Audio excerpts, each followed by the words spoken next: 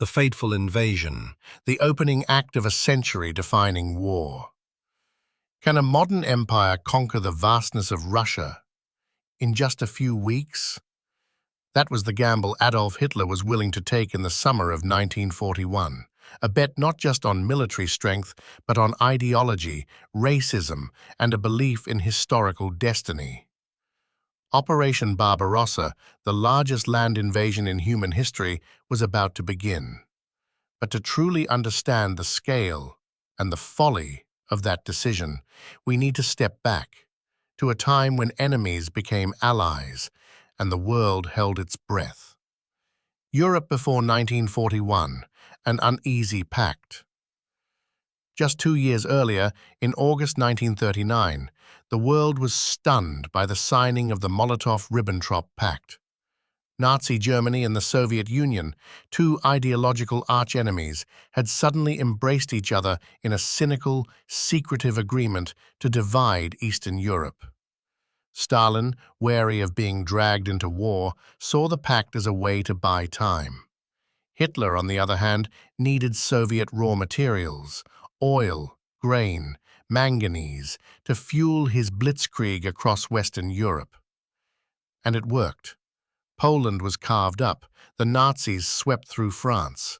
For a time, both dictators got what they wanted, but the marriage of convenience could never last. Hitler's grand vision, war of annihilation. By the summer of 1940, after France's swift defeat, Hitler felt invincible. Britain remained defiant but unconquered. The United States was still officially neutral. And to the east lay the real prize, the Soviet Union, a land of limitless space, raw materials, and in Hitler's words, Judeo-Bolshevik subhumans, to be exterminated. Operation Barbarossa was not simply a military campaign, it was an ideological crusade. Hitler viewed the Soviet Union not just as a threat, but as a racial enemy. This would be a war unlike any other, a Vernichtungskrieg, or war of annihilation. Germany would not just defeat the Red Army, it would wipe it out, seize its lands, enslave its people, and settle millions of Germans in its place. The blitzkrieg would strike deep into the Soviet heartland, breaking the spine. Contrasting perspectives. Was Barbarossa defensive? To most historians, Barbarossa was a premeditated act of aggression, but some German historians, particularly in the post-war decades, argued a controversial theory, that Hitler struck first to prevent Stalin from striking him. Known as the strike first hypothesis, this idea suggests that Soviet military buildup in 1940–41 was not defensive but preparatory. Proponents cite large Soviet troop concentrations near the western frontier, offensive military doctrine in Soviet training manuals, and the secret mobilization of reserves. They argue that Stalin was waiting for the right moment, and Hitler simply beat him to it. However, this theory remains heavily contested. Most mainstream historians point out that the Red Army was in no position to launch a major war in 1941. The purges had gutted its leadership. Soviet industry was still recovering from Stalin's rapid forced industrialization, and crucially, Stalin ignored multiple warnings of an imminent German invasion, including from British intelligence and his own spies. Another competing narrative suggests that Stalin may have intended to strike Germany eventually, but not in 1941. His primary goal at the time was not war, but time. Time to rearm, time to consolidate control. Whether Hitler had to attack first, or chose to, remains a matter of historical debate. But one thing is certain. His belief in a swift victory would shape the fate of millions. Contrasting perspectives. Was Barbarossa defensive? To most historians, Barbarossa was a premeditated act of aggression, but some German historians, particularly in the post-war decades, argued a controversial theory, that Hitler struck first to prevent Stalin from striking him. Known as the strike first hypothesis, this idea suggests that Soviet military buildup in 1940 to 41 was not defensive but preparatory. Proponents cite large Soviet troop concentrations near the western frontier, offensive military doctrine in Soviet training manuals, and the secret mobilization of reserves. They argue that Stalin was waiting for the right moment, and Hitler simply beat him to it. However, this theory remains heavily contested. Most mainstream historians point out that the Red Army was in no position to launch a major war in 1941. The purges had gutted its leadership. Soviet industry was still recovering from Stalin's rapid forced industrialization, and crucially, Stalin ignored multiple warnings of an imminent German invasion, including from British intelligence and his own spies. Another competing narrative suggests that Stalin may have intended to strike Germany eventually, but not in 1941. His primary goal at the time was not war, but time. Time to rearm, time to consolidate control. Whether Hitler had to attack first, or chose to, remains a matter of historical debate. But one thing is certain: his belief in a swift victory would shape the fate of millions. On the other side, Stalin himself made a grave error. Despite mounting intelligence reports, despite German troop buildups near the border, he refused to believe Hitler would violate the non-aggression pact. Stalin feared provocation more than surprise. He forbade Soviet forces from taking preemptive action, a decision that proved disastrous. So, both sides underestimated the other. Hitler failed to grasp the resilience of the Red Army and the vastness of the Soviet terrain. Stalin failed to read Hitler's intentions until it was too late. Yet, as the German forces pushed deeper, they began to encounter a reality no war game could replicate. The vastness of Russia was not merely geographic, it was logistical, human, psychological. Supply lines stretched thinner with every kilometer gained. Roads turned to mud. Trains ran out of rails. Soldiers went hungry as rations lagged behind. The Germans had never planned for a prolonged war of attrition. Their logistics system, designed for quick victories and short campaigns, began to crack under the sheer weight of the Eastern Front. And winter, that eternal Russian ally, had not even arrived. Some German officers warned of this early on. General Heinz Guderian, architect of the blitzkrieg doctrine, cautioned that distances in Russia would break the tempo of mechanized warfare. Others dismissed his concerns, believing the Soviets would collapse before the snow fell. Meanwhile, as the Red Army retreated, it did so while burning crops, destroying bridges, and evacuating factories to the east. What seemed like chaos to German observers was in fact a scorched earth strategy designed to draw the enemy in, exhaust him, and then strike back. But why had the Germans gambled so confidently? Some historians, such as Sean McMeekin and David Glantz, argue that Germany may have believed it had no choice. According to this controversial view, Stalin was not the passive victim often portrayed, but was in fact preparing to launch a massive attack on Europe. Hitler, they argue, struck first, not out of aggression, but desperation, to preempt a Soviet offensive. Soviet troop movements near the border, offensive doctrine in military manuals, and the sheer scale of Soviet rearmament are cited as evidence. But this preemptive strike thesis remains hotly. Others defend the blitzkrieg strategy itself.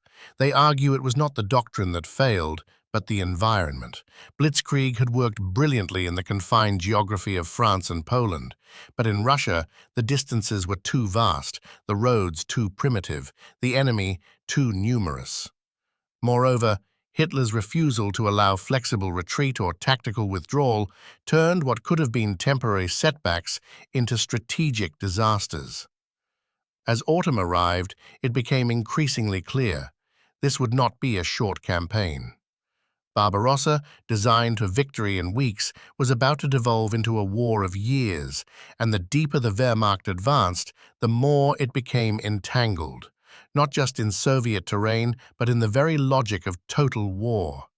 But was this simply a logistical failure, or was the very nature of this war, built on ideology, contempt, and overconfidence, doomed from the start?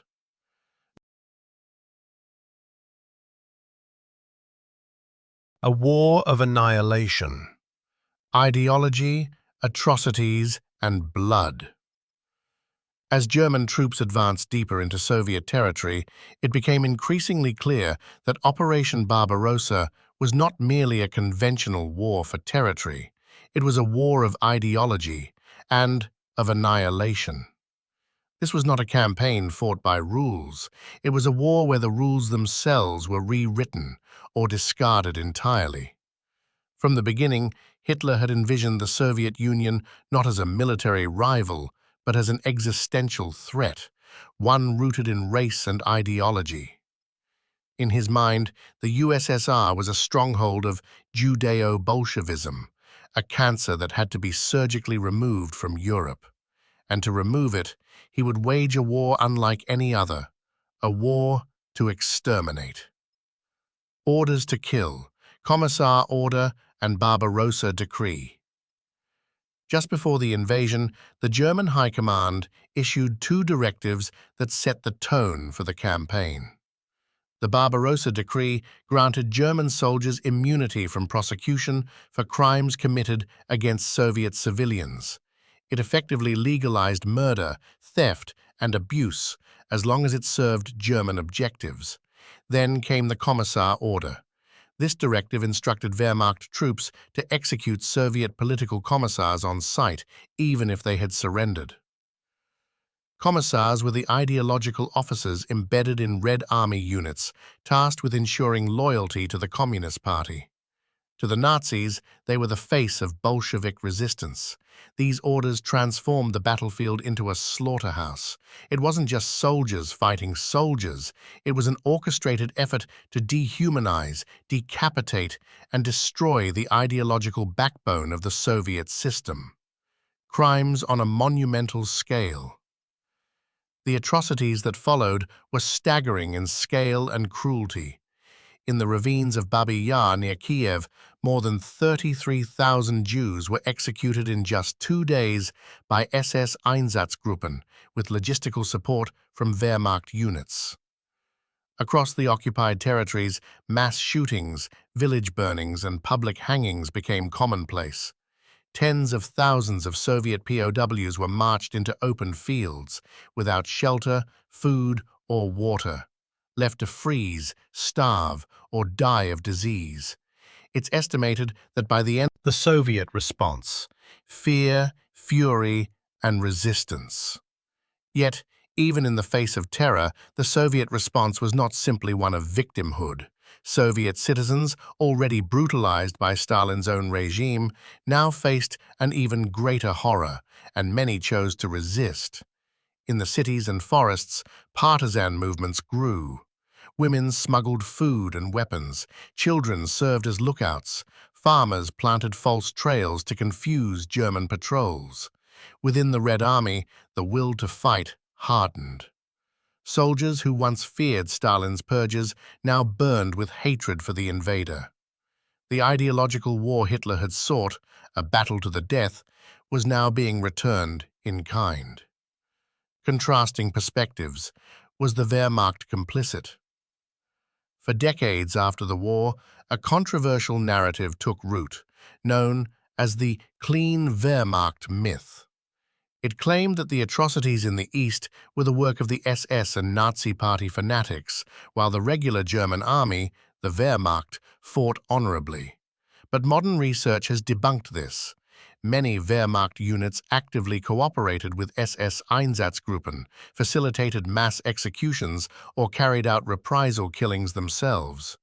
Soldiers participated in rounding up Jews, burning villages, and enforcing starvation blockades. That said, not all German officers agreed.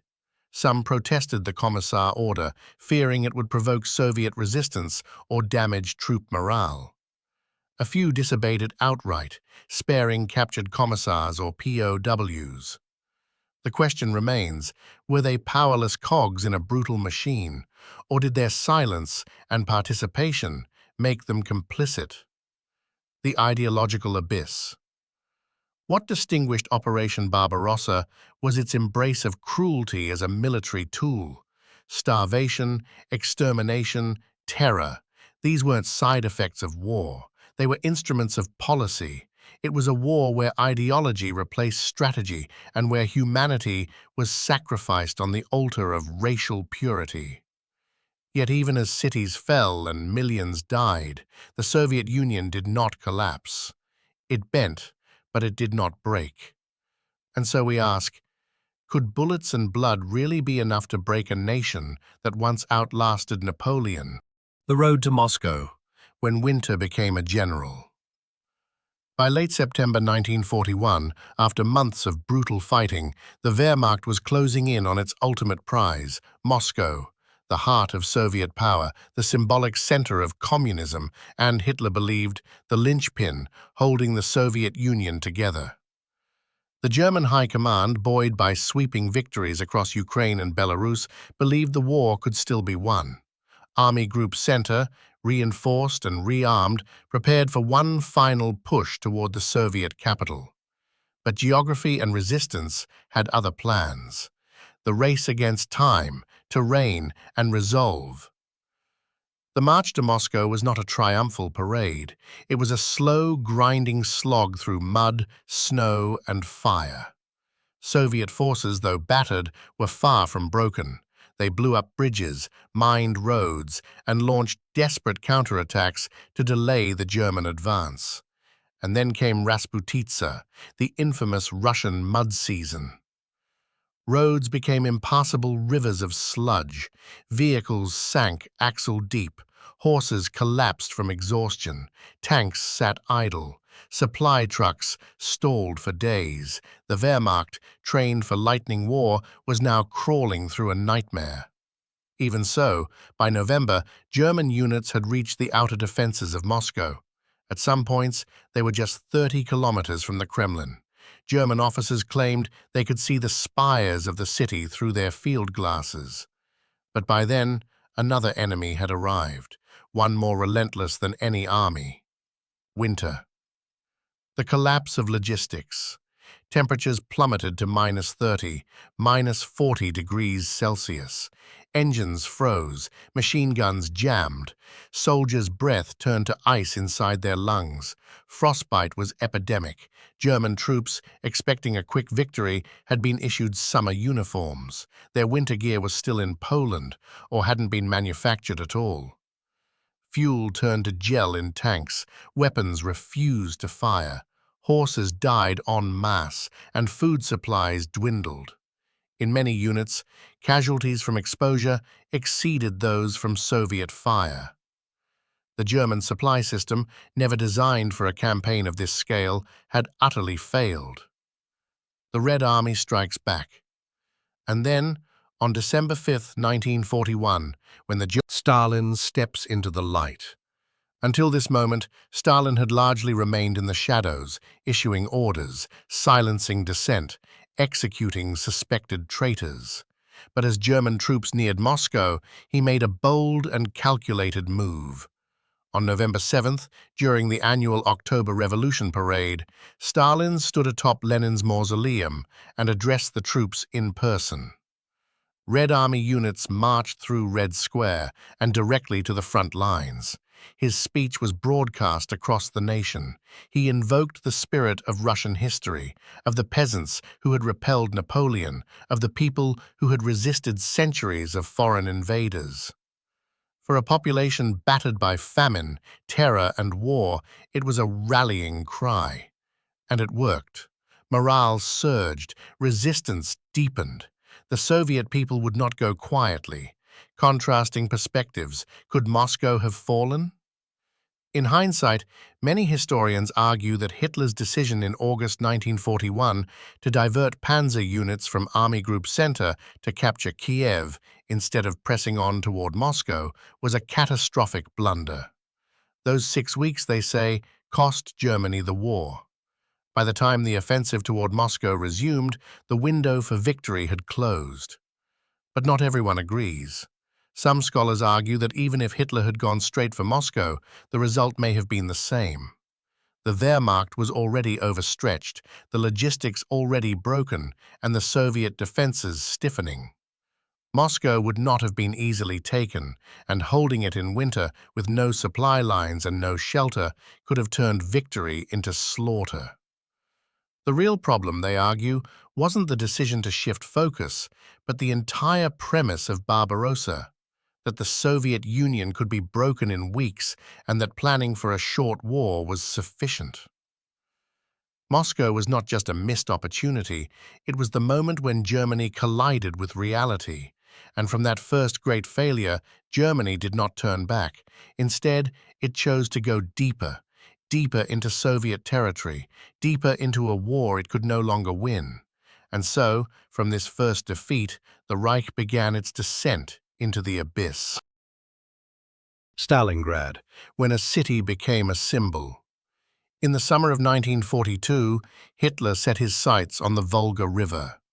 The oil fields of the Caucasus were the ultimate objective, but the name Stalingrad, the city that bore the name of his ideological rival, held a seductive symbolic value. What began as a strategic operation soon became an obsession, and that obsession would cost hundreds of thousands of lives. The meat grinder begins.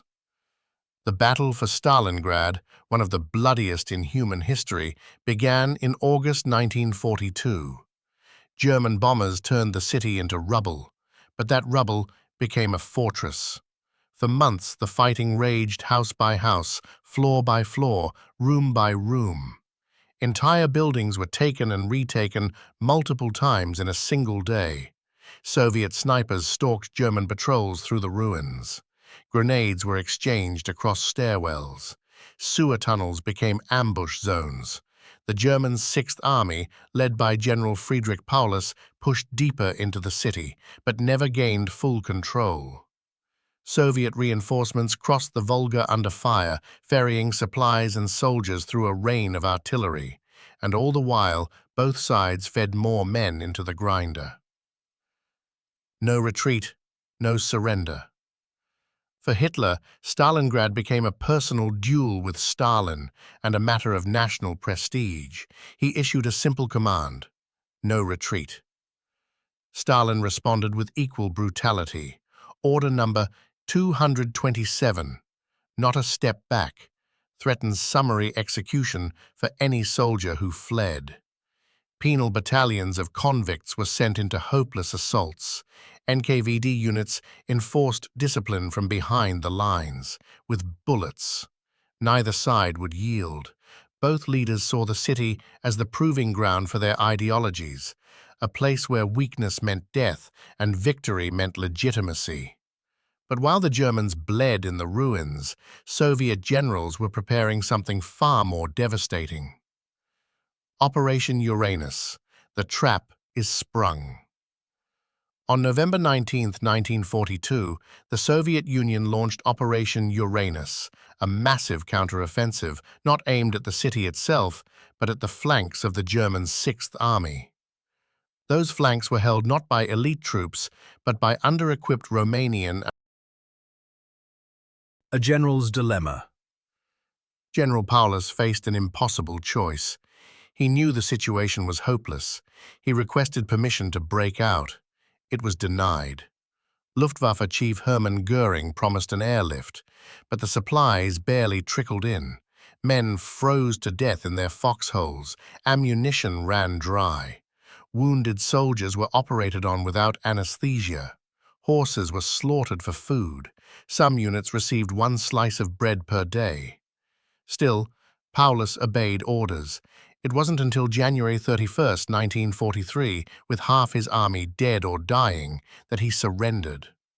Hitler had promoted him to field marshal the day before, knowing that no German field marshal had ever been captured alive. But Paulus broke that tradition. He surrendered not only the city, but the myth of German invincibility. Shifting morale, shifting reality.